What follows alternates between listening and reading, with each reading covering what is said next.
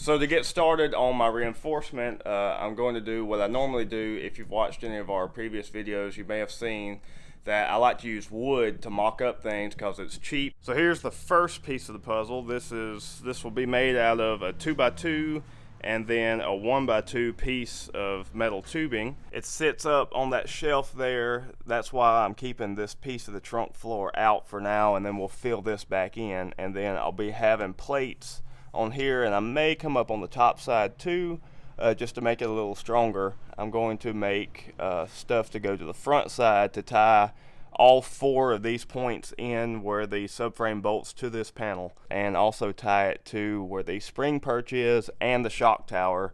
So I'm going to make a lot of bracing in this area for the shock tower, and go from the shock tower down to where the front of the subframe mounts. So I kind of have a plan for the rear cross member that I'm adding for the back bolts on the subframe, and now I got to figure out exactly what to do on the fronts. I just drilled some holes up through the floor where the front of the subframe bolts. After I add whatever I do here, I can just bolt through from the floor and go down, and that way I can get rid of this like weird bolt that has sort of 2 sides to it.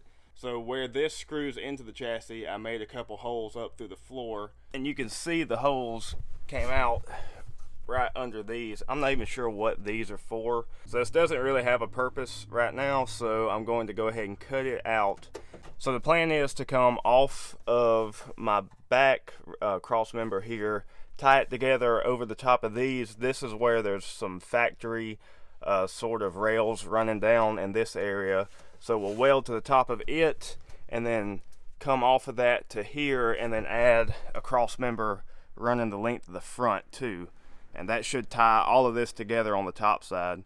Alright, so I've been working on the front side here, and you can see I have the bar running across this way, and the ones going tied it into the rear support. I wanted to run them with the factory supports, but on this side, it wasn't the same angle as this one, and I decided to just keep it with this angle just to keep both of them symmetrical. It still is sitting closely on top of that, so it's still going to tie the factory and the new supports together pretty well, and it's going to align itself with this front bolt that goes to the subframe.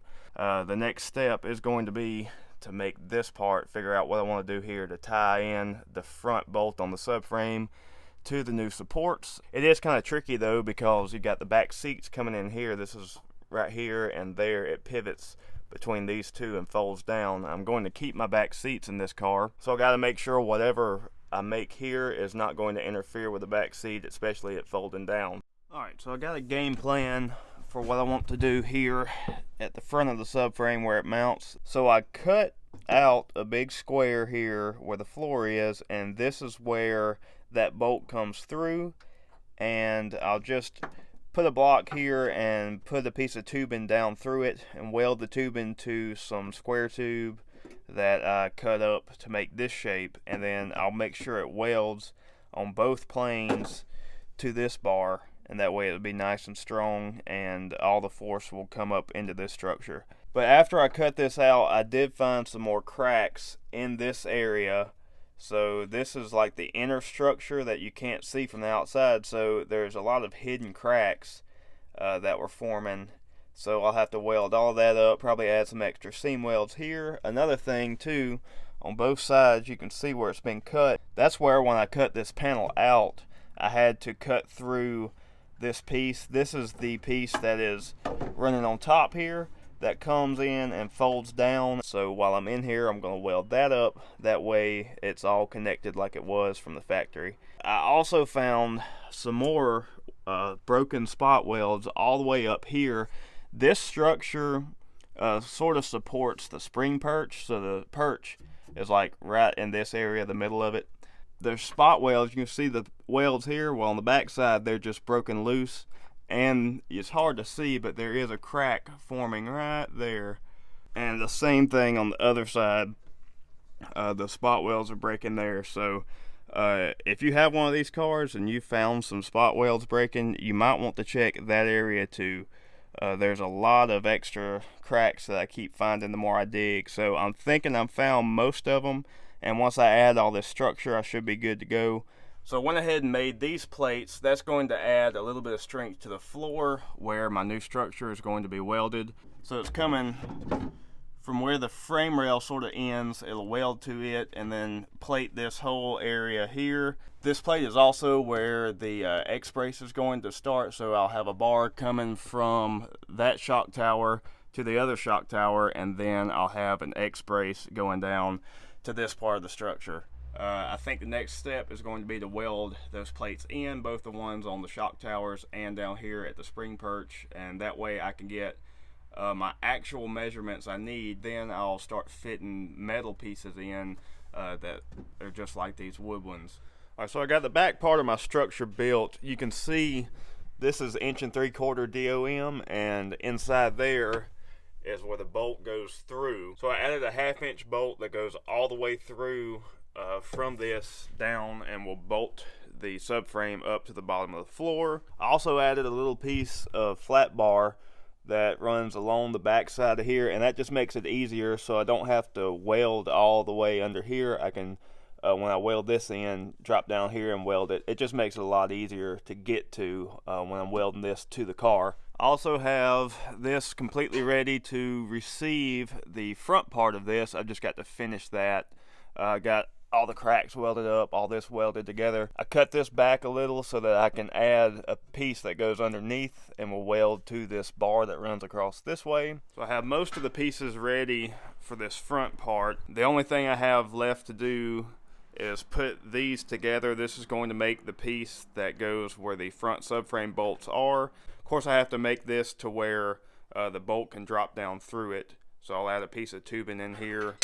And these pieces are going to go in this area, and that's going to go up to where the spring perch brace is, and then also add an extra piece to the back side because this is going to sit flush. So I want something that's better than just this weld here. I want to bring it underneath too. So once I get the back piece welded onto here, then I'll come off of it kind of this way and catch the bottom side of this. Alright, so I have my little blocks made and they're bolted through and ready to be tacked on to this piece. While I'm doing that, I'm also going to tack on these pieces I made here. This is going to slot in like that. That just gives it some extra support and makes it a little stronger and makes it easier to weld to this thin sheet metal here.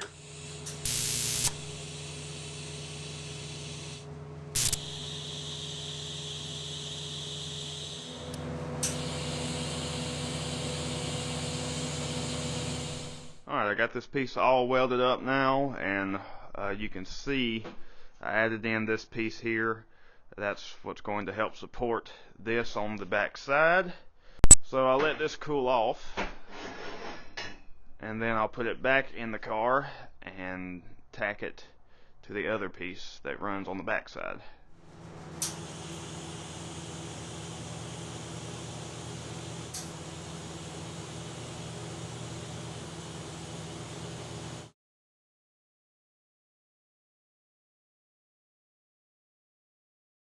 Alright, so I have my new topside subframe reinforcement bolted into the car, and I also put in this bottom brace that I made earlier.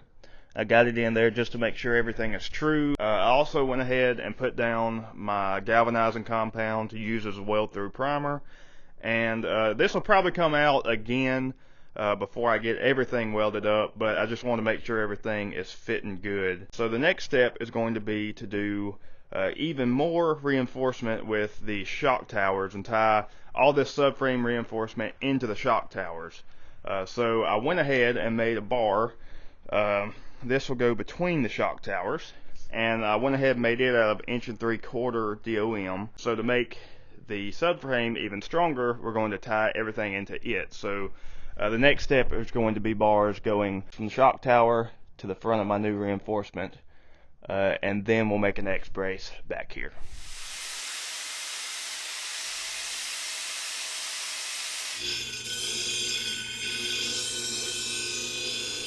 Okay, so I got these down bars made up. You can see they tie in right here where the front of the subframe bolts up, so that adds a little bit more strength there. You can also see where they fit together, the tubes sort of intersect each other a little bit, and that way the tubes will be welded to each other, and that creates what's known as a node.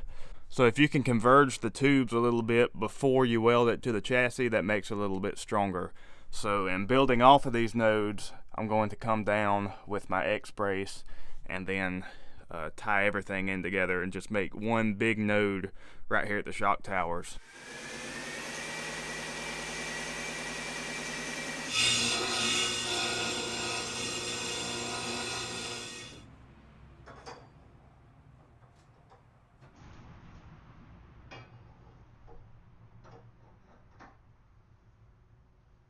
Alright, there's all the tubes cut and ready to be welded up. This is the first time I've worked with round tube in this situation, like structure. I have built headers before, but that was the first time I'd really worked a lot with round tubes. So some of the fits aren't quite as good as I want them to be, but they should weld up just fine. So if you're wondering how I got all this, cause I'm kind of in a hurry and I didn't want to bore you with all the details, so I didn't film a whole lot of footage. But what I used is this 1.25" conduit. If you saw my video where I built headers for the Conquest back here, you'll know that 1.25" conduit or Schedule 40 pipe is about 1 3/4 OD. It's really a little bit smaller than 1 3/4, but it worked well with both the 1 3/4 and the 1 5/8 tubing that I'm using. So the top bar is 1 3/4, and then the down legs too go into the front of the subframe. There they are. They're 1 3/4. All of this is 1 5/8 just because it's a little lighter and I had the material, and this has a ton of structure, so 1 3/4 would really be overkill, even though 1 5/8, especially this 120 wall, is still overkill. And then once I had all of this notched out, I used tape and put it around the perimeter. This is just masking tape, and then cut around the edges, and that gives a good guide, so I could take this off, wrap it around the tubing, and then you have a guide for making your cuts. And I do have a tubing notcher, so that helped for things like this here and for just taking little pieces out where this node is. But anything I did could easily be done with an angle grinder or a portable bandsaw or anything like that. So now I have to decide exactly how I'm going to weld it up. So I think what I'm going to do is try to weld as much as I can out of the car. So I could actually take pretty much all of this out, including the bottom structure, and weld it all together, set it back in the car, and weld all the bottom of this, and then just weld the perimeter of this node to those plates that I made on the shock tower. I think the ideal way would be to weld it one piece at a time, but it's just so hard to weld all these tubes together in the car, especially TIG welding it. Alright, so I got everything tacked together and got it out of the car so I can weld it up. Up here I put plenty of tacks on it so it shouldn't move around while I'm welding it. So before I start doing that, I wanted to talk about the materials I used. Now, all of this is like 120 wall, 11 gauge, so around the 1/8 inch thickness. That's really, if I had to do it over again, I would have got some thinner stuff for both this and everything other than maybe this bar here. This thing ended up being like 50 pounds, which is about 10 pounds more than what I thought it was going to be, and ideally I would like to lighten the car. But the main reason I used the 1/8 inch stuff is because it's what I had. So I used what I got just to get the car on the road. Now I'm going to go ahead and weld it up, get it back in the car, then I can zap it in and weld it around the perimeter.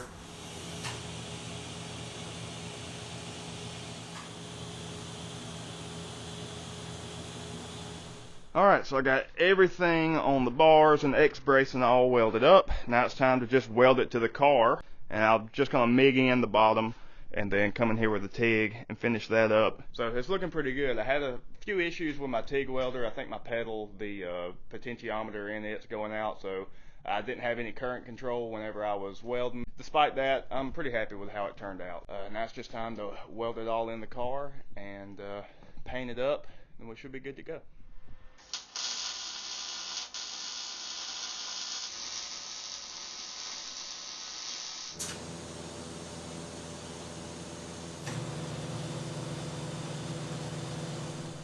Alright, everything's welded up, shock towers and welded completely to the floor, seam welded all the way around. So, got to fill up the rest of the trunk floor there and give it a coat of paint. Should be ready to go. Alright, so I got a coat of paint on everything. All this is ready to go, ready to be put the interior pieces back in. So this is a street car, so I want to have all the sound deadening and you know, carpet and everything in the car, so I'm going to try to cut this stuff up and make it fit. I also have the rear subframe in here. I still got to paint up these brakes because I hate the red, so I'm going to clean them up, give them a shot of black. I wanted to discuss my subframe bushings. I went with solid bushings, and since everything already has rubber bushings that bolts to that subframe, there's really no reason to have rubber in there, so I went with full solid aluminum ones. Another thing I had to do is, since the original bolts, I replaced these with the through bolt, 1/2 inch grade 8 bolts that go all the way through. The bushing went up against the bottom of this, so I had to make a spacer that took the place of that little nut that's kind of built into this bolt. So I just 1/4 inch spacer, made it out of aluminum, and it worked good. While I have it apart, I'm going to go ahead and swap it to a manual. That'll be the next video. So I'm going to get to work on doing that and get this thing back together and get it on the road. So we're getting close to getting the car back on the road now. We got the transmission pulled out. It's going to get the manual swap. Still a little bit more machining to go on the bell housing, but I can do that here.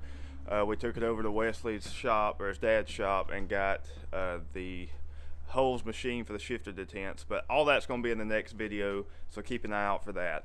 And while we were waiting to make a tool, I decided to work on the interior of this, and it's turned out really well. I'm really happy with how everything worked out through here, because this is a street car, so I wanted to keep all the interior and all in it, including the rear seats and even the stuff in the trunk, so that'll help keep the noise down while I'm driving it on the street. So you can see I got these liners put in, trimmed them up for the bars going to the shock towers, and had to trim all of this up so it'll fit well, and it worked out pretty good. You can see I did have to trim the back of the seats for this piece, and then I had to shoot some paint on there and got some runs. I'll have to sand that back out, but this is metal in the back of here, so that's why they're so heavy. But you can see I cut out these pieces and put them in. Underneath this is foam, closed cell foam that you lay under carpet in a house. I put that under it and then used some heavy duty Velcro, and also put sound deadening stuff underneath this, so that's not going anywhere. All that's pretty much done. I still have to do a few things before I put the interior back together and then finish the manual swap, and this car will be ready for the road. So that's it for all the structural repair and reinforcement on the back half of the car, and now we got a good foundation to build our roll bar off of in the future. The next step is going to be the manual swap, which we'll see in a video coming up real soon. And in the meantime, you can check us out on social media. We are at Racing Rejects on Instagram and Facebook. Also, if you want to email us for any reason, we are theracerejects@gmail.com. Thanks for watching, and see you soon.